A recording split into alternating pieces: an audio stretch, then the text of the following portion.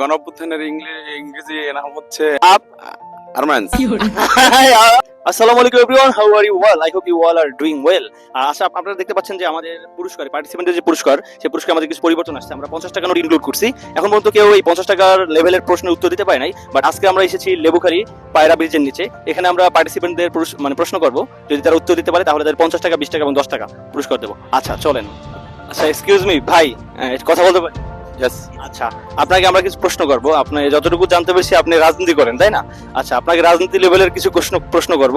যদি আপনি উত্তর দিতে পারেন তাহলে আপনার প্রশ্নের লেভেল অনুসারে আপনাকে এখান থেকে পুরস্কার দেওয়া হবে। আপনি কি 20 টাকা লেভেলের কোশ্চেন উত্তর দিতে চান নাকি 50 টাকা লেভেলের প্রশ্ন উত্তর দিতে চান? আমি অবশ্যই 50 টাকা লেভেলের কোশ্চেনের অ্যানসার।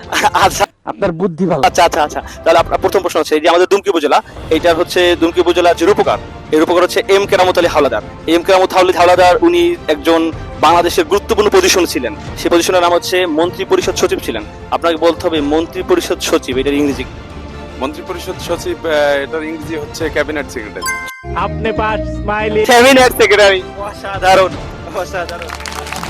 আচ্ছা আচ্ছা, এরপরে আপনাকে বলতে হবে যে আমাদের 2024 সালের 5ই আগস্ট একটি গণ অভ্যুত্থান হয়। আচ্ছা, গণ অভ্যুত্থানটা হচ্ছে গিয়ে জনগণ এবং ছাত্ররা মিলে গণ অভ্যুত্থান করে। এই গণ অভ্যুত্থানের ইংরেজি নাম কি?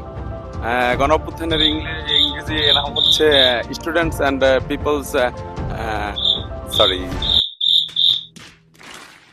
Student people. হ্যাঁ, পারবেন পারবেন আপনি। Students and peoples up up আর্মান্স।